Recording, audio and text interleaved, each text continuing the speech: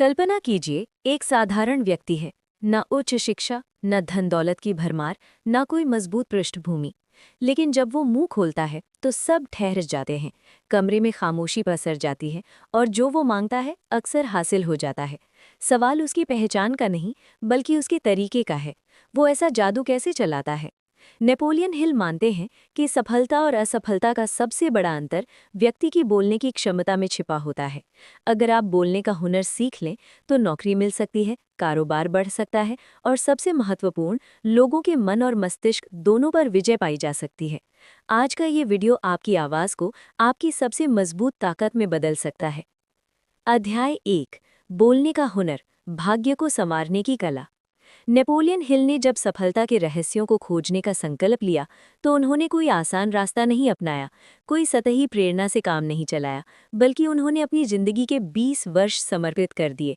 500 से अधिक सफल व्यक्तियों का गहरा अध्ययन किया, उनके साक्षात्कार लिए, उनकी दैनिक आदतें, सोचने का ढंग, फैसले लेने की शैली और विशेष रूप से उनके बोलने के अंदाज का विश्लेषण किया। इसमें Henry Ford, Thomas Edison, Andrew Carnegie जैसे नाम शामिल थे, जिनकी पृष्ठभूमि अलग अलग थी, शिक्षा स्तर भिन्न था, लेकिन एक बात साझा थी। जब ये लोग बोलते तो सुनने वाले सिर्फ कान नहीं लगाते, बल्कि सहमत हो जाते। नेपोलियन हिल के लिए ये सबसे चौंकाने वाला निष्कर्ष था कि लगभग हर सफल व्यक्ति के विचार असाधारण नहीं थे। उनके विचार कई बार सामान्य थे, वही विचार जो लाखों लोग रोजाना मन में लाते हैं। अंतर सिर्फ इतना था कि ये लोग अपने विचारों को साधारण भाषा में नहीं, बल्कि असाधारण शब्दों में पेश करते थे। ऐसे शब्द जो सुनने वाले के दिमाग में तुरंत मानसिक चित्र उकेर देते थे। क्योंकि जब कोई बोलता है तो वो सिर्फ ध्वनि नहीं पैदा करता, वो सुनने वाले के मस्तिष्क में एक फिल्म चला देता है। और जितनी साफ सुथरी आपकी भाषा होती है, उतनी ही तेज वो फिल्म होती है। इसलिए जब कोई लापरवाही से कह देता है, मुझे अच्छी जिंदगी चाहिए, तो ये वाक्य अस्पष्ट है। इसमें कोई चित्र नहीं बनता। अच्छी जिंदगी का मतलब क्या? धन, शांति, स्वास्थ्य, स्वतंत्रता, कुछ साफ नहीं। लेकिन जब कोई दूसरा कहता है, मैं एक अनुशासित, केंद्रित और आर्थिक रूप से मुक्त जीवन रच रहा हूं, तो सुनने वाले के मस्तिष्क में तुरंत स्पष्टता आ जाती है। अनुशासन का चित्र, केंद्रित होने की अनुभूति, आर्थिक स्वतंत्रता का दृश्य, और यही स्पष्टता विश्वास पैदा करती है। क्योंकि मानव मस्तिष्क स्वाभाविक रूप से उन पर भरोसा करता है जिन्हें खुद पता होता है कि वे क्या चाहते हैं। इसलिए स्पष्टता, विश्वास कोई प्रेरक पंक्ति नहीं, बल्कि मनोवैज्ञानिक सत्य है। और इसी कारण नेपोलियन हिल कहते हैं कि कमजोर बोलचाल वास्तव में कमजोर आत्मविश्वास का संकेत देती है। जब आप धीमे बोलते हैं, उलझे हुए लहजे में बोलते हैं, वाक्य अधूरे छोड़ते हैं, बार बार मे, बी, आई थिंक, प्रॉबेबली जैसे भराव शब्द इस्तेमाल करते हैं, तो आप अनजाने में सुनने वाले को संकेत दे रहे होते हैं कि आप खुद निश्चित नहीं हैं। और दुनिया कभी अनिश्चित व्यक्ति को नेतृत्व नहीं सौंपती, चाहे वो साक्षात्कार हो, व्यावसायिक बैठक हो या व्यक्तिगत संबंध। क्योंकि आत्मविश्वास सुना जाता है, देखा नहीं जाता। और इसी वजह से नेपोलियन हिल ने स्पष्ट कहा था, दुनिया उस व्यक्ति पर विश्वास करती है जो खुद पर विश्वास करता है, और वो विश्वास आवाज में सुनाई देता है। इसका अर्थ ये नहीं कि आपको जोर से बोलना है या आक्रामक होना है। इसका मतलब है कि आपकी आवाज में निश्चितता होनी चाहिए, आपके शब्दों में झिझक नहीं होनी चाहिए। क्योंकि जब आप अपने शब्दों का सम्मान नहीं करते तो दुनिया क्यों करेगी? और यहीं से जीवन शैली की भूमिका शुरू होती है। क्योंकि बोलने का हुनर कोई एक दिवसीय कौशल नहीं, ये दैनिक अभ्यास से विकसित होता है। इसलिए अगर आप वाकई अपना भाग्य संवारना चाहते हैं तो रोज कम से कम 5 मिनट दर्पण के सामने खड़े होकर बोलने की आदत बनाइए। शुरू में अजीब लगेगा, खुद को बोलते देखना असुविधाजनक लगेगा, लेकिन यही असुविधा विकास का संकेत है। दर्पण आपके सामने एक ईमानदार श्रोता की तरह होता है, जो आलोचना नहीं करता, बल्कि प्रतिबिंबित करता है। किसी भी यादृच्छिक विषय पर स्पष्ट वाक्यों में बोलने का अभ्यास कीजिए। आपका दिन कैसा बीता, आपके लक्ष्य क्या हैं, आप भविष्य में क्या बनना चाहते हैं। लेकिन ध्यान सिर्फ एक बात पर रखिए, स्पष्टता। वाक्य पूर्ण होना चाहिए, विचार पूरा होना चाहिए, बीच में रुकना नहीं है। और धीरे धीरे अपने भराव शब्दों को जानबूझकर कम कीजिए, क्योंकि भराव शब्द सिर्फ आदतें हैं, ज़रूरत नहीं। जब आप बोलने से पहले सोचने की आदत डाल लेते हैं तो भराव शब्द खुद गायब होने लगते हैं। और जैसे जैसे आपकी बोलचाल साफ होती जाती है, वैसे वैसे आपकी सोच भी साफ होती जाती है। क्योंकि बोलना और सोचना अलग कौशल नहीं है, वे एक ही सिक्के के दो पहलू हैं। जो व्यक्ति स्पष्ट सोच सकता है वही स्पष्ट बोल सकता है, और जो स्पष्ट बोल सकता है वही दुनिया को राजी कर सकता है, प्रभावित कर सकता है, प्रेरित कर सकता है। और नेपोलियन हिल की पूरी दर्शन शास्त्र का मूल यही था कि सफलता बाहर से नहीं आती, वो आंतरिक स्पष्टता से जन्म लेती है, और उस स्पष्टता की पहली अभिव्यक्ति आपकी बोलचाल होती है। अध्याय 2, भावनाओं के बिना बोलचाल सिर्फ शोर है। नेपोलियन हिल ने जब संवाद की शक्ति का विश्लेषण किया तो उन्होंने एक बहुत असुविधाजनक सत्य पाया। दुनिया तथ्यों से नहीं बदलती, दुनिया भावनाओं से बदलती है। क्योंकि मनुष्य पहले भावुक प्राणी है, तर्कशील बाद में। और इसी कारण आप किसी को तथ्य देकर राजी तो कर सकते हैं, लेकिन प्रेरित नहीं कर सकते। आप उसे सूचना दे सकते हैं, लेकिन आंदोलन नहीं शुरू कर सकते। और यही अंतर होता है एक साधारण भाषण और जीवन बदलने वाले भाषण के बीच। क्योंकि तथ्य दिमाग को छूते हैं, लेकिन भावनाएं आत्मा को, और जब तक आपकी बात आत्मा तक नहीं पहुंचती तब तक वो कार्यवाही में नहीं बदलती। इसलिए नेपोलियन हिल का सिद्धांत कि भावनात्मक रूप से चार्ज्ड विचार तेजी से फैलते हैं कोई उद्धरण नहीं, बल्कि मानव व्यवहार का खाका है। क्योंकि भावनात्मक विचार मस्तिष्क के उस हिस्से को सक्रिय करते हैं जो निर्णय लेने से जुड़ा होता है। और इसी कारण जब आप कहते हैं धूम्रपान शिक्षा के लिए हानिकारक है, तो ये वाक्य तकनीकी रूप से सही है, वैज्ञानिक रूप से सिद्ध है, लेकिन भावनात्मक रूप से निर्जीव है। इसमें कोई पीड़ा नहीं, कोई भय नहीं, कोई तात्कालिकता नहीं। इसलिए मस्तिष्क इसे सुनकर संग्रहित नहीं करता। लेकिन जब आप कहते हैं धूम्रपान हर सिगरेट के साथ आपके फेफड़ों का एक हिस्सा चुरा लेता है, तो वही सूचना एक जीवंत चित्र बन जाती है। फेफड़ों का नुकसान, चोरी का नुकसान, अपरिवर्तनीय क्षति, और ये चित्र भावना पैदा करता है। चिंता, भय, पछतावा, और मस्तिष्क भावना से जुड़ी सूचना को लंबे समय तक याद रखता है, क्योंकि मस्तिष्क का अस्तित्व तंत्र भावनाओं पर काम करता है। और इसी कारण इतिहास में जितने भी प्रभावशाली नेता, सुधारक, विचारक हुए हैं, उन्होंने कभी सिर्फ आंकड़ों से लोगों को नहीं हिलाया, उन्होंने कहानियां सुनाई। क्योंकि मानव मस्तिष्क आंकड़ों से नहीं जुड़ता, कथाओं से जुड़ता है। आंकड़े तर्क को संतुष्ट करते हैं, लेकिन कथाएं पहचान को। और जब कोई कहानी सुनता है तो वो खुद को उस कहानी में देखने लगता है, और यही कल्पना सहानुभूति पैदा करती है। सहानुभूति संबंध बनाती है, और संबंध विश्वास को जन्म देता है। इसलिए महान वक्ता हमेशा उदाहरण, वास्तविक घटनाएं या छोटी कहानियां इस्तेमाल करते हैं, क्योंकि कहानी मस्तिष्क के उस हिस्से को सक्रिय करती है जो स्मृति और भावनाओं से जुड़ा होता है। यही कारण है कि आंकड़े बताते हैं, लेकिन कहानियां बेचती हैं। क्योंकि आंकड़े आपको बताएंगे क्या गलत है, लेकिन कहानी आपको महसूस कराएगी कि वो गलत आपके साथ भी हो सकता है।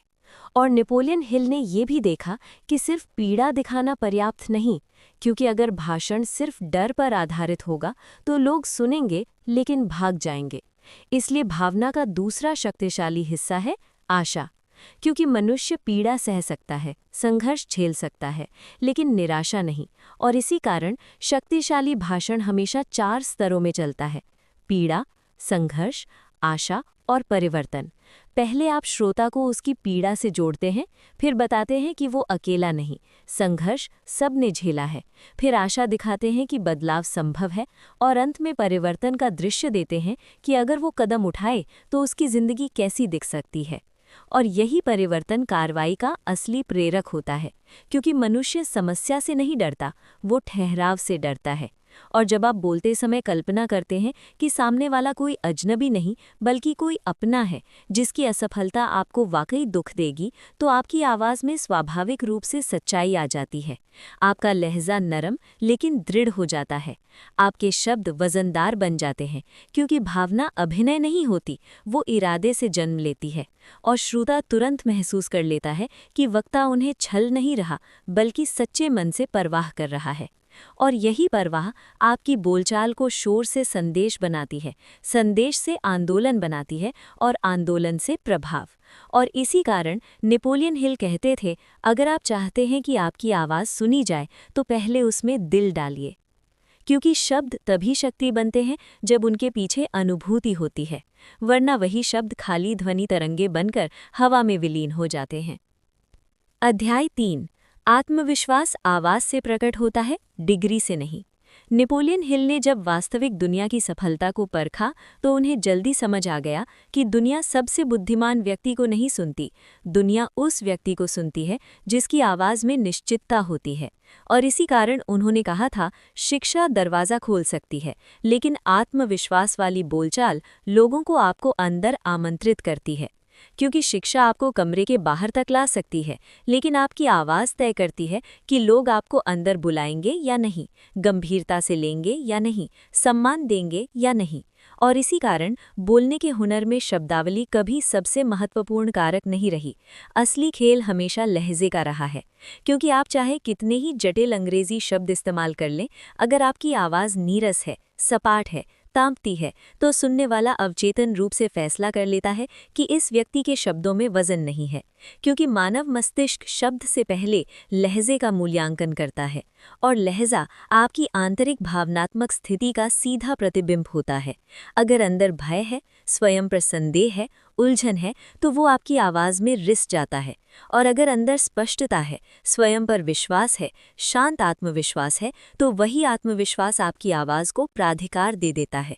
इसलिए साधारण हिंदी में बोली गई एक दृढ़ स्थिर पंक्ति ज़्यादा शक्तिशाली होती है बनिस्बत उस भाषण के जिसमें शब्दावली तो समृद्ध हो लेकिन आवाज़ खाली हो।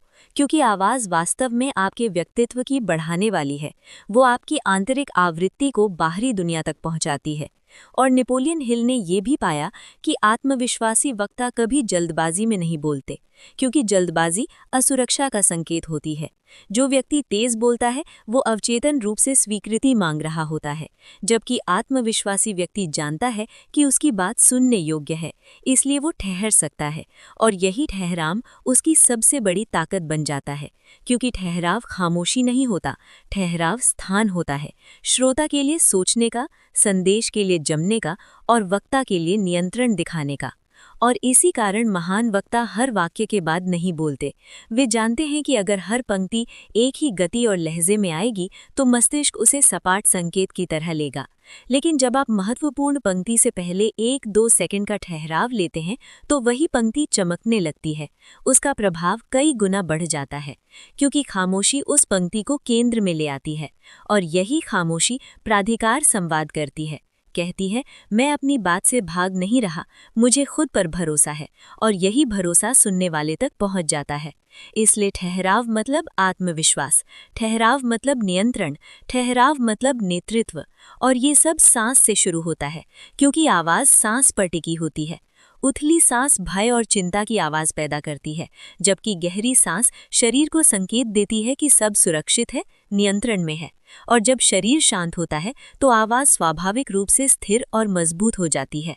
इसलिए धीमी गति सिर्फ बोलने की तकनीक नहीं, वो तंत्रिका तंत्र को नियंत्रित करने की कला है। और जैसे जैसे आप दैनिक जीवन में जानबूझकर धीमे बोलने लगते हैं, गहरी सांस लेने लगते हैं, भराव शब्द हटाने लगते हैं, वैसे वैसे आपकी आवाज़ बदलने लगती है। लेकिन उससे ज़्यादा आपकी स्वयं छवि बदलने लगती है, क्योंकि जब आप खुद को आत्मविश्वास से बोलते सुनते हैं तो आपका मस्तिष्क उस आत्मविश्वास को सत्य मानने लगता है। और यही आंतरिक बदलाव बाहरी सम्मान पैदा करता है। और इसी कारण असली आत्मविश्वास किसी प्रमाण पत्र से नहीं आता, किसी उपाधि से नहीं आता, वो अभ्यास से आता है, जागरूकता से आता है, और उस पल से आता है जब आप निर्णय करते हैं कि अब आप अपनी आवाज़ को दबाकर नहीं रखेंगे। क्योंकि नेपोलियन हिल के शब्दों में दुनिया उसी व्यक्ति को स्थान देती है जिसकी आवाज़ में खुद पर विश्वास सुनाई देता है। और जब आपकी आवाज़ आत्मविश्वासी हो जाती है तो आपको खुद को साबित करने की ज़रूरत नहीं पड़ती, आपकी उपस्थिति ही पर्याप्त हो जाती है। अध्याय 4। बोलना सीख लिया तो जिंदगी सौदेबाजी बन जाएगी। नेपोलियन हिल ने जब जीवन को परखा तो उन्होंने समझा कि जीवन कोई परीक्षा नहीं जहां सिर्फ सही उत्तरों से उत्तीर्ण हुआ जाता है। जीवन एक निरंतर सौदेबाजी है, जहां हर दिन, हर स्थिति, हर व्यक्ति के साथ आप अपने शब्दों से अपनी कीमत तय करते हैं। और इसी कारण उन्होंने कहा था, जीवन एक निरंतर सौदेबाजी है और शब्द आपकी मुद्रा है, क्योंकि दुनिया आपको उतना ही देती है जितना आप अपनी बातों से व्यक्त कर पाते हैं। चाहे वो साक्षात्कार हो, जहां साक्षात्कारकर्ता का असली सवाल ये नहीं कि आपने क्या पढ़ा है, बल्कि ये कि क्या आप अपनी क्षमताओं की कीमत बता सकते हैं। या क्लाइंट बैठक हो, जहां क्लाइंट उत्पाद नहीं खरीदता, वो आत्मविश्वास खरीदता है, स्पष्टता खरीदता है। या संबंध हो, जहां लोग कार्रवाई से ज्यादा शब्दों के लहजे से तय करते हैं कि सामने वाला कितना सुरक्षित, कितना भरोसेमंद, कितना भावनात्मक रूप से मौजूद है। और इसी कारण अवसर हमेशा एक मौन प्रश्न पूछते हैं, क्या ये व्यक्ति मूल्य व्यक्त कर सकता है? क्योंकि मूल्य अगर व्यक्त नहीं हुआ तो वो अस्तित्व में ही नहीं आता, चाहे आपके अंदर कितना भी सामर्थ्य क्यों न हो। और नेपोलियन हिल ने ये भी स्पष्ट देखा कि बाहरी सौदेबाजी से पहले एक आंतरिक सौदेबाजी चलती है, जिसे हम स्वयं वार्ता कहते हैं। क्योंकि आप खुद से कैसे बात करते हैं, वही आपकी बाहरी बोलचाल बनती है। अगर आपकी आंतरिक आवाज़ बार बार कहती है, मैं नहीं कर सकता, मैं पर्याप्त नहीं हूँ, लोग क्या सोचेंगे, तो बाहर चाहे आप कितना प्रयास करें, आपकी आवाज़ में झिझक, आपकी देह भाषा में असुरक्षा और आपके शब्दों में संदेह झलकेगा ही। क्योंकि आंतरिक शब्द बाहरी वास्तविकता को आकार देते हैं।